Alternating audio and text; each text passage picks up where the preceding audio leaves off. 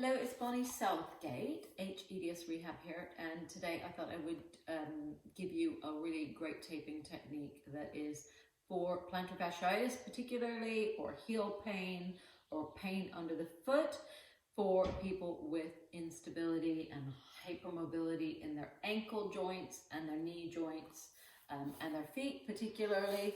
And I'll explain why this is and why it's specifically for people with hypermobility. So, when we stand or tend to stand, people with hypermobility have laxity in the ligaments. So for a start, we don't have that inherent strength holding all these bones nicely together.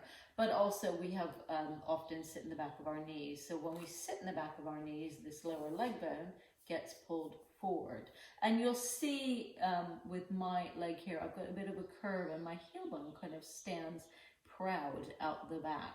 Now, in people who aren't hypermobile or don't hyperextend their knees, if I do this, you tend to see more of that kind of alignment coming down from the lower leg into the heel. And you can see when I correct that bone coming back, how that actually lifts my instep up and gives me what looks more like a normal foot posture. And when I let it go, I lose that integrity. So my heel bone is actually rolled that way from the pressure of these bones being pushed forward. So it's important to learn not to hyperextend your knees because that makes this condition worse. And when that happens, it flattens the instep. It brings tension under the plantar fascia. So it's really important for people who've got hypermobility and have this going on not to be stretching underneath the foot. You don't want to be rolling your foot out or anything like that. So plantar fasciitis can be caused by different issues in different people. And if you are unstable, you have a flat foot, then what you need to be doing is be taking the pressure off the plantar fascia by actually letting it shorten so it's not being pulled into tension. So that is the basis for this taping technique. So I have got some kinesiology tape here. I prefer rock tape because it's the one that people seem not to have allergic reactions to if they're sensitive. And rock tape also do a specific one, hypoallergenic one, which can be tried. What I have found is that certain bits of the body people can be a bit more sensitive than others. And often the heel bone and the foot is fine because it's quite dense tissue there. It's not as thin. So what I'm doing is I'm taking it and rounding the edges off my tape, and this is just so that it stays on a bit better and the corners don't get caught on things.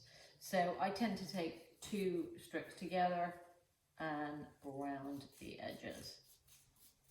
So you don't need super long bits or strips of tape because you're going to stretch it. So if your tape that you're using has little squares on the back, then you can use maybe 2.5 of those squares to do this taping. So first thing you want to do in order to use the tape is tear it. So you take it this way and you are going to tear it and stretch it, so that I now have control of both ends with the backing on the tape and I'm not getting my fingers stuck or sticky. So I'm going to start this tape behind my heel. I'm going to come and give you a bit of a close-up.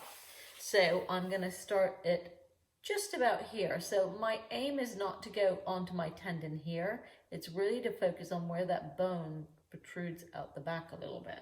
So that's where I'm going to anchor my tape. So I'm going to take this with no stretch and I'm going to place it on my calcaneus bone there. And I'm going to give it a little bit of a rub so it sticks. Now from there, what you want to do is pull, so you take the end, you pull it so that the backing comes off the rest of the tape, but now I can still be holding it from there. So I'm not getting this sticky backing on my fingers. I want to take that heel into what we call a posterior tilt. So I'm going to put my foot on the floor. Oops, it's come off, that's fine. I'm going to give this tape a good old stretching and I'm going to pull my foot back. So you can see how I'm doing that, and you can actually see there's quite a bit of movement and play in those bones. I'm going to pull it back there, holding it. So I'm going to stretch it quite strongly, like 75%, but I'm going to leave another bit not stretched so that it stays on the foot. And that's another part, anchor for the tape. And then I'm going to give it a nice little rub. And I'm just going to repeat that. So I tend to do 2 strips, one on top of the other one. I'm going to take this one a teeny bit higher.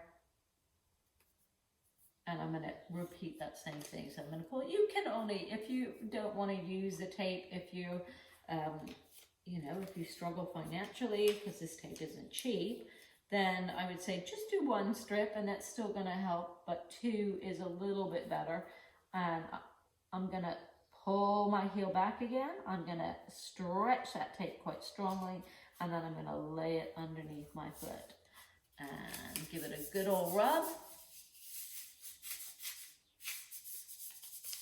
And now if you look at my foot on the ground, that's brought me into a nice arch. So it's never going to completely hold that bone back, but I don't have as much play as I did before. And if I go on long walks and things, I wear orthotics, but I also tend to use this taping technique.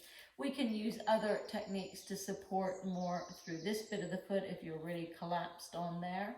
But have a go taping that heel underneath if you've got plantar fascia issues and see how that feels. So this is Bonnie Southgate, hEDS Rehab. Subscribe and let me know how the taping went, how it feels, because it's really great to have the feedback. And it's Bonnie Southgate again. Have a great day.